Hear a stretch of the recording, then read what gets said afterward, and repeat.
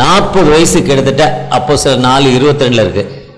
கிட்டத்தட்ட 40 வயசு நடக்காத ஒரு மனிதன் நடக்க செய்கிறார். அப்படிப்பட்ட 40 தான்.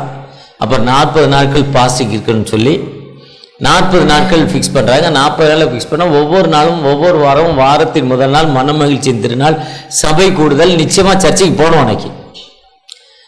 அன்னைக்கு மனமகிழ்ச்சியின் திருநாள சாப்பிடாமல் இருக்கக்கூடாது. நிச்சயமாக சாப்பிடணுங்கிறதுக்காக அந்த 40 அந்த 4 அந்த சண்டேலாம் கழித்து தான் அந்த ஆஸ் வெனஸ்டே சாம்பர் புதன், ஒன்றுமே இல்லை சாம்பல், இன்னொரு புதன்கிழமை அது ஒரு பண்டிகை ஆரம்பிச்சு அதுலேருந்து ஈஸ்டர் வரை 49 நாட்கள், இந்த 7 நாளை கழித்து 40 நாட்கள் கணக்கு பண்ணுறாங்க.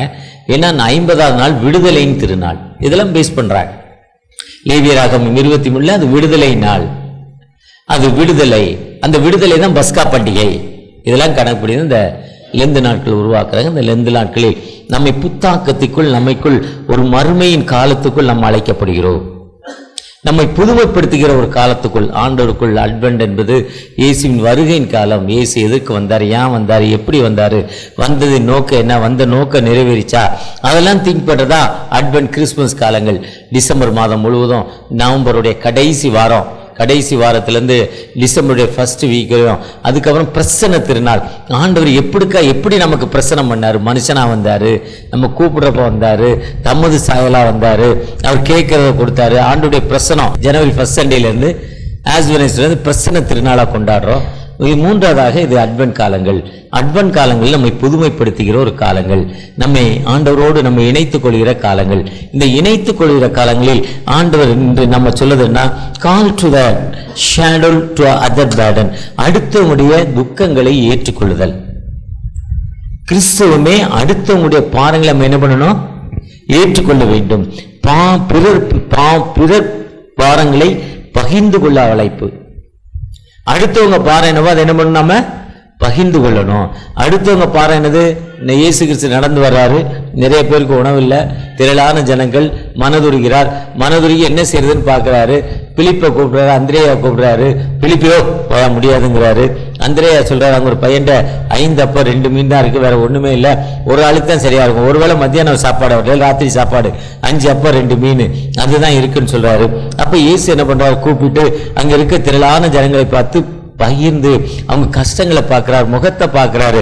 3 நாள் உணவில்லை, என் கூட இருக்கிறாங்களப்பா, இவங்களுக்கு ஒண்ணுமே இல்லை, ஏதாவது உங்களுக்கு கொடுக்கணுமான்னு கூப்பிட்டு அதை பிளஸ் பண்றார். பகிர்ந்து கொள்ளும் ஆண்டவர். அவன் உணவை எடுத்து பிறகு கொடுத்துறார், இவன் கஷ்டத்தை எடுத்து பிறகு கொடுத்துறார். அவனுக்கு ராத்திரி உணவு இல்லை. ஆனா அந்த பையன் கவலைப்பட்டானா, உணவு இல்லாம வருத்தப்பட்ட மாதிரி இல்லை. ஏன்னா தன் வாழ்வே அதுதான், ஒருவரின் சுமையை ஒருவர் சுமக்க அழைப்பு. இத்தனை மக்களுடைய உணவில்லாத நிலைமையை ஒரு மனுஷன் ஏற்றுக்கொள்கிறான். ஒருவருக்கொருவர் சுமை தாங்க அழைப்பு, மற்றவருடைய சுமை. அழகா திங்க் பண்றப்ப இது இந்த தலைப்புல இன்னைக்கு இது எனக்கு 1 2 3 4வது மெசேஜ். 4வது என்னுடைய யூடியூப்ல பாத்தீங்கன்னா என்னுடைய மெசேஜ் இது 4வது மெசேஜா வரும். இந்த சுமை அழைப்புங்கிறது வித்தியாசம், 4 வித்தியாசமா தான் இருக்கும். பொதுவாக அது என்னுடைய திறமை இல்லை. நான் ஒரு சாதாரண அவங்க ஐயர் மாதிரி ரொம்ப படித்த ஆள் இல்லை, அவரை மாதிரி ஒரு ஐஃபை இல்லாமல் ஒரு சாதாரண ஆள், ஒரு கை நாட்டு தான், அவ்வளோதான். ஆனால் ஆண்டவர் நம்ம பிறர் சுமை எப்படி உழைக்கணும், எப்படி பார்க்கணும். நம்ம கிறிஸ்தவம் எத்தனை வருஷம் ஆச்சுங்க? ஜூலை மாதம்னா மெத்தடிஸ்ட் திருச்சபைன்னு சொல்லுவேன் நான், ஜூலை மிஷன் மந்த்ன்னுவேன். எல்லா திருமணைகளும் இயேசுவின் பிரசங்க பீடம், எல்லாரும் பைபிள் எடுத்துக்கலாம், எல்லாரும் பிரசங்கம் பண்ணலாம். இங்கதான் மெத்தடிஸ்ட் திருச்சபை. Charles Wesley, John Wesley. அதுக்கு 1700க்கு முன்னால எங்களை மாதிரி அங்கி போட்டவங்க தான் பைபிள் எடுக்கணும், கீழே இருக்க மக்கள் எடுக்கக்கூடாது பைபிள். ஆனா அப்படி இல்லை, எல்லாரும் ஆண்டோடைய சன்னிதானத்தில் ஒண்ணுதான், அங்கி போட்டவனும் போடாதவனும் ஒண்ணுதான் எல்லாரும். ஏன்னா ஆண்டோர் கட்டளை நீங்கள் புறப்பட்டு போய் தான் சொல்றாரு. சீசர்கள் நீங்க போய் சொல்லுன்னு சொல்லல, அவரு அங்க இருக்கவங்க எல்லாத்தையும் போய் சொல்றாரு, காஸ்பல்ங்கிறார், எல்லாத்துக்கும் போய் சொல்றாங்க, ஒரு கூட்ட மக்களுக்கு இல்ல. ஜீசஸுடைய தட்டை உலகங்களை சர்வ சிருஷ்டிக்கும். மார்க் 16:5 நீங்க உலகங்க போய் சர்வ சிருஷ்டிக்கும். காக்கா, குருவி, கொக்கு, குதிரை, கழுத, மாடி எல்லாத்துக்கும் போய் காஸ்பல் சொல்லுங்கிறார். அங்க மத்தேயு 28 நீங்கள் உலகம் போய் சர்வ எல்லாத்துக்கும் காஸ்பல் சொல்லுங்கிறார். உலகம் போய் அனைத்து மக்களுக்கும் சொல்லுங்கிறார். நீங்கள் போங்க, யாரெல்லாம் செத்து போறாரோ அவனை உயிரோடு எழுப்பு, யாருக்கெல்லாம் உடம்பு சொல்லி அவங்கள உடம்பை சரி பண்ணு, யாருக்கெல்லாம் பேய் பிடிச்சிருக்கோ பிதாக்குமார் பரிசுத்தனை பேயை விரட்டு, யாருக்கெல்லாம் குஷ்டரோகியோ குஷ்டத்தை நீக்கு, இலவசமாய் பெற்றீர்கள் இலவசமாய் கொடுங்கள். மத்தேயு 10:8 அதைத்தான் OSR ராஜசேகர ரெட்டி ஆந்திரால மத்தேயு 10:8 வச்சுதான் 108 இலவசமா கொடுங்கினார். இதுதான் கிறிஸ்தவம். இதை சொன்னதான் மெத்தடிஸ்ட் திருச்சபை. எந்த திருச்சபையும் சொல்லலை. சார்லஸ் ஜான் வெஸ்லி சொல்லி தான் நீங்கள் போய் சொல்லுங்கப்பான்னார். அப்போ ஒரு பாரம்பரிய திருச்சபை கிறிஸ்தவ எப்போ வந்ததுன்னா இந்தியாவுக்கு 2000 ஆண்டுகள். இயேசு கிறிஸ்து கூட வாழ்ந்த தோமா வந்துட்டார். அவர் வந்ததும் ஜூலை தான் இந்தியாவுக்கு. அவர் செத்து போனதும் ஜூலை தான். மெத்தடிஸ்ட் திருச்சபை ஆரம்பிக்கப்பட்டதும் ஜூலை தான். ஜூலையோட பெரிய சிறப்பு இது. அப்போ இயேசு கிறிஸ்து வந்ததுக்கும் மெத்தடிஸ்ட் திருச்சபைக்கு பெரிய லிங்க் இருக்கா? அந்த லிங்க் தான் அப்படி ஆரம்பிக்கப்பட்ட இந்த மெத்தடிஸ்ட் திருச்சபை. நம்ம காஸ்பல்ல ரொம்ப அட்வான்ஸா இருக்கணும். நமக்கு பின்ன 500 ஆண்டுகள் கழிச்சு தான் ஜெர்மனுக்கு கிறிஸ்தவம் போகுது. அங்கிருந்து தான் மார்ட்டின் லூதர் வர்றாரு. புரட்சி திருச்சபை அங்கதான் ஏற்படுத்துறாரு மார்ட்டின் லூதர். 1731 அக்டோபர் 31 அது ஒரு பெரிய புரட்சி ஜெர்மன். அதுக்கப்புறம் தான் கிறிஸ்தவ நாடாமாவது. இன்னைக்கு 100% கிறிஸ்டின். நம்ம எத்தனை விழுக்காடு? கெசட்ல 2% தான். இன்னும் பீகார், ஜார்க்கண்ட், ஹரியானா, ராஜஸ்தான், யூபி, மத்திய பிரதேஷ் 0.05. 1 லட்சம் பேருக்கு 2 பேரோ 3 பேரோ 1 லட்சம் பேருக்கு அந்த அளவுக்கு கிறிஸ்தவர்கள் இல்லை. ஜெர்மனி ஏன் வளர்ந்துச்சுன்னா 1800 ஆண்டுகளுக்கு முன்னால ஒரு கிராமத்தில் பண்டிகை. ஒரு மிஷனரி போய்கிட்டு இருக்கிறார், புதுசா போறார், கிறிஸ்தவம் வளராத நேரம் போய்கிட்டு இருக்கிறாரு. இதே மாதிரி ஒரு கிராமம். இந்த ஊரே ரொம்ப அமைதியா இருக்கு, சத்தமே இல்லை. சத்தமே இல்லாம ரொம்ப அமைதியா இருக்கிறப்போ ஊருக்கு நடுவில் ஒரு அழுகையின் குரல். ஐயோ அம்மா காப்பாத்துங்க, ஐயோ அம்மா காப்பாத்துங்க, ஐயோ என் மகனே காப்பாத்துங்க. ஒரு ஓலமிடும் அழுகையின் குரல். அந்த போன மிஸ்டரி சத்தம் எங்கிருந்து வருதுன்னு பார்க்குறாரு. ஊரோட ஒரு எல்லையின் ஒரு பகுதியிலிருந்து வர்றாது. அந்த சத்தம் வரும் திசையை நோக்கி போறார். இந்த உரி அடிக்க விட்டிங்கன்னா ஒரு சில உரி ஒழுங்காக அடிப்பாங்க, கரெக்டாக அடிப்பாங்க. எப்படின்னா அந்த மைக்கு பேசுகிறாருல ஒருத்தர் ஒரு இடத்துல இருந்து அந்த ஸ்பீக்கர் எங்கே வச்சுருக்கேன்னு கவனிச்சிருவார். முதல்ல அந்த சத்தம் எங்கேருந்து வருதுன்னு பார்ப்பாரு. அப்போ நம்ம அடிக்க வேண்டிய உரி எந்த திசையில் இருந்துன்னு பார்ப்பாரு. கரெக்டாக அந்த சத்தத்துக்கு நேரே போயிட்டு அந்த சத்தத்துக்கு நேரே நடப்பார், கரெக்டாக அடிச்சிருவார் வாய்ஸ். அதே மாதிரி அந்த சத்தத்தை நோக்கி போகிறாரு. போயிட்டு ஒரு அம்மா ஒரு ஓலை வீட்டுக்குள்ளே உட்காந்து அழுது. ஏன் அழுகுதுன்னு கேட்குது. ஒரு வயதான தாயார். அதுக்கு பதில் சொல்ல முடியல. ஒரு திசையை காட்டுது, அழுகுது, திரும்ப திரும்ப அழுகுது. அந்த மிஷனரி கேட்டுக்கிட்டே இருக்கிறார். இல்லை என் பகனை கொலை செய்ய போகிறாங்கன்னு சொல்கிறார். அந்த அம்மா அறகுறையாக சொல்லுது. எங்கன்னு கேட்குறோம், திசையை கையை காட்டுது. உடனே அந்த திசையை நோக்கி ஓடுறான். அந்த ஊர் மக்கள் எல்லாம் அங்கே இருக்காங்க. அந்த ஊர் மக்கள் எல்லாம் அங்கே இருந்து அந்த ஒரு வாலிப மகனை நிர்வாணப்படுத்தி ஆடை இல்லாமல் நிற்க வச்சு அவன் தலைகளை மொட்டையடித்து அவன் உடம்பு முழுவதும் மஞ்சள் குங்குமம் பூசி எல்லாத்துக்கும் நடுவில் இதேமாரி ஒரு டேபிள் போட்டு இந்த டேபிள் அவனை படுக்க வச்சு அவன் கழுத்தை வெட்ட போகிறான். எல்லாரும் ஒரு அதற்கு தலைவர் பெரிய அருவா, நல்ல சாராயம், நல்ல ஆக்ரோஷமாக இருக்கிறார். நல்ல சாராயம் குடித்து 3 ஆள் உள்ளே இருக்குது. அதுக்குள்ளே அவர் சுற்றி சுற்றி வர்றாரு. மக்கள் எல்லாம் சந்தோஷமாக சாராயம் குடிச்சிருக்காங்க. ஓ ஓ ஓன்னு சந்தோஷமாக இருக்காங்க. ஆனால் அந்த பையன் சாக போகிறான். இதுதான் அந்த அம்மாவுடைய பையன். அவர் போய் எதுக்காக இவனை வெட்ட போகிறீங்கன்னு கேட்குறாரு. அதில் ஒருத்தன் சொல்கிறான், எங்களில் வருஷத்தில் ஒரு ஆண்மகனை எடுத்து அவனை நிர்வாணப்படுத்தி அவனை நாங்கள் வெட்டி ஒரு ஆண்மகனையோ ஆறு பெண்ணையோ வாலிப பெண்ணையோ வாலிப மகனையோ எடுத்து நிர்வாணப்படுத்தி அதை சீட்டு போட்டு போடுவோம். யார் பேர் வருதோ அவங்கள எடுத்து அவங்க தலையை வெட்டி அந்த இரத்தத்தை இந்த மரத்துக்கு ஊற்றுவோம். இது ஓக் மரம்.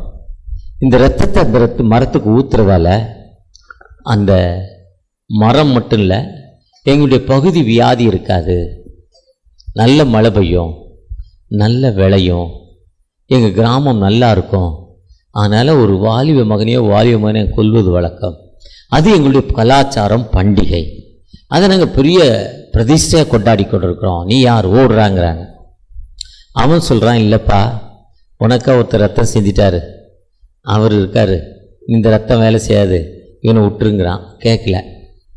போட பைத்தியம், ஊரே அங்கே நிற்கிது, இவன் என்ன பண்ண முடியும்? ஒன்றும் பண்ண முடியாது. இவன் தகப்பனை நோக்கி ஜெபிக்கிறான். அவனுக்குள்ள ஒரு மெசேஜ் கூட, இந்த மரம் ஒரு மனுஷனால் வைக்கப்பட்ட மரம், இந்த மரம் வாழ்வு கொடுக்காதுன்னு வேகமாக என்ன பண்ணுறான், அந்த சாமியார் கையில் இருந்த அந்த அருவாவை எடுத்து வந்து அந்த மரத்தை வெட்டுறான். அந்த மரத்தோட வயது 100 வயதுக்கு மேல். எவ்வளோ பெருசாக இருந்திருக்கும்? வெட்ட முடியுமா? 100 வயது. எல்லாரும் சிரிக்கிறாங்க. இந்த மரம் இப்போ நீ அடிக்க போகுது, இந்த மரம் இப்போ நீ குத்த போகுது, இந்த மரம் உன்னை கொல்ல போகுது. எல்லாத்துக்கும் பயம், பக்கத்தில் போய் அந்த மரம் அடிச்சிருன்னு. ஆனால் ஒரு பையன் தனியாக போய் அந்த மரத்தோடு போறான். பாரு, இவன் இப்போ வயறு கிழிக்க போகுது, இவன் குடல்கள்லாம் கொட்ட போகுது. எல்லாரும் வேடிக்கை பார்க்குறாங்க. வேடிக்கை பார்க்க ஓங்கி இந்த ஆவியானுடைய துணையோடு அவன் சொல்கிறான், இந்த மரத்தை நான் வெட்டி போடுறேன்னு. அவன் வெட்டி போட்டான், மரம் கீழே சாஞ்சிட்டு. அவன் சொல்கிறான், இது மரம் சாதாரண மரம், இந்த மரத்தை வைக்கவும் எனக்கு அதிகாரம் இருக்குது, எடுக்கவும் எனக்கு அதிகாரம் இருக்குது. ஆனால் அதை வைப்பதற்கும் எடுப்பதற்கும் வானத்தையும் பூமி படைத்த ஆண்டவர் இருக்கிறாரு. அவர் சொந்த குமாரன் ரத்தத்தை சிந்தி உங்களுக்கு எனக்கு விடுதலை கொடுத்து விட்டார். அவரை நோக்கி பார்க்குறப்ப மட்டும்தான் விடுதலை. இந்த மரம் விடுதலை கொடுக்காதுன்னு ஒரு காஸ்பல் சொல்கிறான். அந்த இடத்துல அந்த காஸ்பலை ஏற்றுக்கொண்ட மக்களுக்கு அவங்களுடைய சாராய பவர்லாம் இறங்கி போச்சு, போதெல்லாம் கீழே இறங்கி போச்சு. ஒரு பெரிய ஹீலிங். பிறருக்காக, பிறருடைய காயங்களை ஏற்று பிறருக்காக வாழ்வு கொடுப்பதற்காக இயேசு கிறிஸ்து உலகத்திற்கு வந்தார். இயேசு உலகத்திற்கு வந்த நோக்கம் அநேகரை மீட்கும் பொருளாக தன் ஜீவனை கொடுப்பதற்காக வந்தார். எல்லோரையும் மீட்கும் பொருளாக தன் ஜீவனை கொடுப்பதற்காக வந்தார். எல்லா மக்களும் ரட்சிப்படைப்பதற்காக இயேசு கிறிஸ்து உலகத்திற்கு வந்தார். இயேசு உலகத்திற்கு வந்த நோக்கம் அநேகரை மீட்கும் பொருளாக. அதுதான் மத்தேயு 11:28, வருத்தப்பட்டு பாரம் சுமக்கிறவர்களே, நீங்கள் எல்லோரும் இடத்தில் வாருங்கள், நான் உங்களுக்கு இளைப்பாறுதல் தருவேன். இன்னைக்கும் இந்தியாவில் இதே நிலைமை நடந்துருக்கு. ஜார்க்கண்ட் மாநிலத்தில் முன்னால் நம்முடைய பாதுகாப்புத்துறை அமைச்சராக இருந்தார் ஒருத்தர், யஸ்வந்த் சிங்கா. அவங்க ஊரில் இன்றைக்கும் அந்த மாலி அமாவாசனைக்கு ஒரு பெரிய அண்டால குங்குமமும் பச்சரி மாவும் மச்சரிசி மாவும் போட்டு ஒரு இளம் கோழி குஞ்சியோட ரத்தம், ஒரு சேவலுடைய ரத்தம், அவர் உடம்புலேருந்து 9 இடங்களில் ஓட்ட போடுறார். வருஷத்தில் தடவை நல்ல சாரையா 9 இடத்துல, 2 கை 2 தொடை 2 விழா 9 இடத்துல ஓட்ட போட்டு அந்த ரத்தத்தை அதில் ஊற்றி அந்த கிண்டி அந்த பச்சரிசி மாவையும் அந்த குங்குமத்தையும் கிண்டி அதை மேலே தூக்கி போடுற மாவு கீழே வராதான். அது பவர். அநேக ஆவிகள் உண்டு. கர்த்தருடைய ஆவி எங்கேயோ அங்கே விடுதலை உண்டு. இன்னைக்கு இந்தியாவில் இதே நிலைமை இருக்கு. இப்படி இந்திய மக்கள் தங்களை அழித்து கொண்டிருக்காங்க. இந்திய மக்களுக்காக உங்களுடைய அர்ப்பணிப்பு, என்னுடைய அர்ப்பணிப்பு என்ன? இன்னும் இதே மாதிரி பாவங்கள்ல மனுஷன் தன்னுடைய சொந்த குமாரனை பலியிட்டு இருக்கான், தன் மகனை பலியிடுறான். கோழி ரத்தம் சிந்தாமல் பாவ மன்னிப்பு இல்லைன்னு தன்னுடைய பாவ மன்னிப்புக்காக, தன்னுடைய விடுதலைக்காக அநேக ரத்தம் சிந்தி மாண்டு கொண்டிருக்காங்க. ஒருவேளை உங்களுடைய அர்ப்பணிப்பு, என்னுடைய அர்ப்பணம் என்ன? ஒருவேளை நம்முடைய பரிகரிப்பு மேல இருக்கிறப்ப நம்முடைய வாழ்வு எப்படி உயரும்? அமெரிக்கா பயங்கரமான குளிர், ஒரு ஆற்றை தாண்டி போனோம். பனிப்பொழிவினால் ஆறுடைய தண்ணீர் ரொம்ப ஐஸாக இருக்குது, பயங்கரமான -0 டிகிரியில் இருக்குது. அது உப்பு தண்ணிங்கிறதால உறைஞ்சி போல. காலை வச்சா ரத்த ஓட்டம் அப்படியே நின்றோம். அதில் ஒரு வயதான பெரியவர், 75 வயது, தாடி, வெள்ளை தாடி, வெள்ளை தலை, பனி பொழிஞ்சு மேலே அப்படியே வெள்ளை பனி உறைஞ்சி போயிருக்கு. உட்காந்துக்கிட்டே இருக்கார் அந்த காற்று ஓரமாக. குதிரைகள் வருது, ஆற்றை தாண்டி போகுது, அங்கேருந்து குதிரைகள் வந்து ஆற்றை தாண்டி போகுது, உட்காந்துக்கிட்டே இருக்கார். அதில் நம்முடைய பாஸ்டர் மாதிரி ஒருத்தர் வர்றார், ஜோசப் ராஜன், அவரை மாதிரி ஒருத்தர் குதிரையில் வர்றாரு. வந்தவர் நிற்கிறாரு. ஏன் உட்காந்துருக்காங்க? இந்த ஆற்றை தாண்டி போனோம், நடந்து போக முடியாது, ஐஸு தண்ணி. குதிரையில் உட்காந்தா ஈஸியாக போயிடலாம், யாராவது லிஃப்ட் தருவாங்களா? உட்காந்துருக்கேன். உடனே தன்னுடைய குதிரையில் அவர் ஏற்றி வைக்கிறாரு, கூப்பிட்டு போகிறார். அடுத்த இதில் போனோன்னா இப்போ என்னோட வந்த 2 அழைக்க வந்த சகோதரர் நல்ல டீ வாங்கி கொடுத்தாங்க அந்த முனையில். அதே மாதிரி நல்ல ஒரு ஷார்ட் டீ, சூப்பர் டீ வாங்கி கொடுத்து, ஒரு பிஸ்கட் வாங்கி கொடுத்து கூப்பிட்டு போகிறார். கொடுத்துட்டு போய்கிட்டு இருக்கப்போ கேட்குறாரு, ஏன்பா போகல, இவ்வளோ பேர் போகிறாங்களே நீ ஏன் போகல, இவ்வளோ குதிரை போதும், ஒரு குதிரை போய்க்கலாம், உடம்பெல்லாம் ஐஸு, பனிப்பொழிவு. இப்போ பனிப்பொழிவுனால் அமெரிக்காவில் எவ்வளோ நாள் லீவு, டிவியில் போன வாரம் போட்டான், பனி காற்று வீசுது, மோசமாக இருக்கேன். ஒன்றும் இல்லை, உட்காந்துருந்தேன், யார் கூப்பிட்டுட்டு போகிறான்னு பார்த்தேன். கொடுக்குறவனை பற்றி கேட்க முடியும், எல்லா பையிலையும் கொடுறான்னு கேட்க முடியாதுல்ல.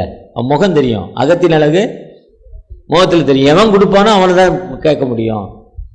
நீ ஒரு ஆள் தான் என்னை திரும்பியே பார்த்த. அங்கேருந்து வர்றான், டக்கு டக்கு டக்குன்னு குதிரையில் அவன் போய்கிட்டே இருக்கான், அங்கேருந்து வரான், டக்கு டக்குன்னு குதிரையில் போய்கிட்டு இருக்கான். இனி ஒரு வயலுமே திரும்பி பார்க்கல. நான் லிஃப்ட் காட்டி இப்படி கையை காட்டினேன், இப்படி கையை காட்டினேன், இப்படி கையை காட்டினேன், எப்படி கையை காட்டினாலும் எனக்கு பதில் கொடுக்கல. அவர் அப்படி உதவி செய்ததால் தான் அமெரிக்காவுடைய ஜனாதிபதி, ஃபஸ்ட்டு ஜனாதிபதி ஜார்ஜ் வாஷிங்டன். அவர் ஜார்ஜ் வாஷிங்டன் எப்படியா ஜனாதிபதி ஆனா, இப்படி எண்ணங்கள் அவருக்கு இருந்துச்சான். ஒருவேளை யார் மேல நம்ம பரிவு கொண்டு நம் வாழ்க்கையை அர்ப்பணிக்கிறோமோ அந்த மக்கள் உயரும் மக்கள், அந்த மக்கள் வாழ்பவர். இன்னைக்கும் நம்ம ஜான் வெஸ்லி சொல்றேன்னா, இந்த மக்களுக்கு காஸ்பல் போன தன் வாழ்வை அர்ப்பணித்ததால 250 ஆண்டுகள் கழிச்சும் அந்த ஜூலை மாசத்துடைய முக்கியத்துவம் அவங்க 2 பேரையும் சொல்றோம். IMS NMS உடைய ஃபவுண்டர், சிஎனுடைய ஃபவுண்டர் வேதநாயக மசரியா சாமுவேல். இன்னைக்கு அவர் பேரனுக்கு வயசு 98 வயசு பேரனுக்கு. அப்போ அவர் வயசை பாருங்க. அவர் வாழ்க்கையில் காஸ்பலுக்கு தன்னை அர்ப்பணித்தார், பரிவு கொண்டார். அவருடைய பயோகிராபியை பார்த்தா அவர் அந்த டோர்னக்கல் பகுதியில் போய் ஊழியம் செய்கிறார். முதல்ல அவருக்கு அங்கி கொடுக்குறாங்க. இந்திய மண்ணை சேர்ந்த முதல் மனிதர் அவர் தான், ஐயர் ரெவரண்டு, ஃபர்ஸ்ட் பிஷப் அவர் தான். அங்கி போட்டு மனைவி கூட போகிறாரு. ஒரு ஏழை பெண், என்ன ஏழை பெண் தண்டல் வாங்கிறா ஒருத்தண்ட, அங்குள்ள பணக்காரன்ட்ட கொடுக்க முடியல, கேட்குறான், கொடுக்க முடியல, அழுகிறா. அப்போ அந்த பணக்காரன் அவளை திட்டுறான், சிங்கமாக திட்டுறான், மோசமாக திட்டுறான். அந்த பெண் அழுகிறா. நான் கடன் கொடுத்தவன் கடன் வாங்கணும், அவன் எப்படினாலும் பேசுவான், அவன் கடன் வாங்கணும் அவனுக்கு. அந்த பெண்ணால கொடுக்க முடியல, கண்ணீரோடு இருக்கிறா. இவர் தன் மனைவியோடு வர்றாரு. மனைவியோடு வர்றப்போ கேட்குறாரு, ஐயா அந்த அம்மா இல்லைங்குத, ஏன் திட்டுற? இவரே வெளியூருக்காரு, திருநெல்வேலி, தமிழ்நாடு, அது ஆந்திரா. ஆந்திராவில் உள்ள தள்ளி அவன் சொல்றான், நீ யார்ரா, நீ குடுறா திட்டுறான். திரும்ப மனைவி அப்படியே பார்க்குறாரு. 2 சவரன்ல ஒரு தங்க செயின், அந்த திருநெல்வேலி பெண்கள் போடுவாங்களே அந்த முறுக்கு செயின், நைஸா ஏழைங்க போடுவாங்க, கருப்பு கயிறு போடுறது பதில். அப்படி பார்த்தோன்னா அந்த அம்மா கையில் கையை வைக்கிது, அப்படியே அவுத்து கையில் கொடுத்துருச்சு. அவர் கொடுத்து இதை எடுத்துகிட்டு போடாங்கிறார் தங்கத்தை. அதனால இன்றைக்கி அவருக்கு பிள்ளைகள் கொடைக்கானலில் ஸ்கூலு, ஊட்டியில் ஸ்கூலு, பேர பிள்ளைகள். அவர் சம்பாதிக்கலை. நாகூருக்கு கன்னியாகுமரியில் 9 ஏக்கரில் ஸ்கூலு. அந்த பிள்ளைகள்லாம் உயர்ந்த நிலையில் இருக்காங்க. காரணம் என்ன தெரியுமா? அவர் சம்பாதிக்கலை, தன் வாழ்க்கை மினிஸ்ட்ரி பிறர் மேலே பரிவு கொண்டார். நீங்கள் நானும் பிறர் மேலே பரிவு கொள்கிறப்போ ஆண்டவன் உயர்த்தும் ஆண்டவர். நம்ம வீட்டில் இருக்க பக்கத்து வீட்டு சகோதரன் குடிகாரன், அந்த அம்மாவுக்கு ஃபீஸ் கட்ட முடியல, நம்ம என்ன பண்ணணும்? ஃபீஸ் கட்டணும்.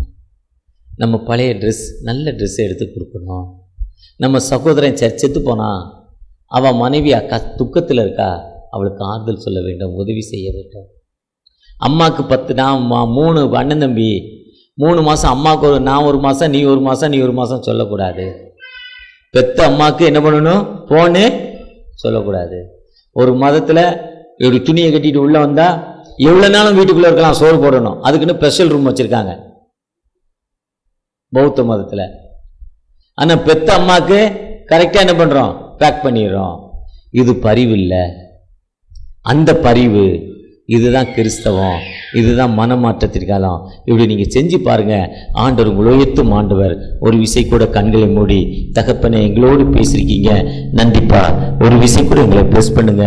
உங்களுடைய கிருபை எங்களுக்கு தாங்க தகப்பனே, உங்களுடைய இரக்கத்தை எங்களுக்கு தாங்க தகப்பனே, உங்களுடைய வழிநடத்தல் எங்களுக்கு தாங்க தகப்பனே. உண்மை நோக்கி பார்க்கிறோம் தகப்பனே, என்னை ஆசீர்வதிங்க. நோக்கி பார்ப்போமா? எங்கள் வாழ்க்கையில் ஜெயமான வாழ்க்கையை தாங்கப்பா. எங்கள் வாழ்க்கையில் ஜெயம் வேணா நாங்கள் பரிவுள்ள மக்களாய் மாறணும்ப்பா. இரக்கமுள்ள மக்களாய் மாறணும். பிறரை நாங்கள் நேசிக்கிற மக்களாய் மாறணும். ஒரு விசை கூட உம்முடைய பிரசனம், உம்முடைய கிருபை எங்களோடு வரட்டும். உம்முடைய இரக்கம் எங்களோடு வரட்டும்ப்பா. எங்களை ஆசீர்வதிங்க. மீண்டுமாய் காலையிலேருந்து இதுவரை உட்கார்ந்துருக்குறோம்ப்பா. வந்த நாங்கள் வெறுமையாக போகக்கூடாது. எத்தனையோ வேதனை, எத்தனையோ துன்பங்கள் மத்தியில் வந்திருக்கிறேன். என் வேதனை துன்பங்கள் மாற்றப்படணும். மனமிறங்கி ஆசீர்வதிங்க. ஒவ்வொருவரையும் பாதுகாத்து கொள்ளுங்க. மீட்பர் இயேசு மூலம் ஜெபம் கேளும் அன்பின் தகப்பனே, ஆமென்.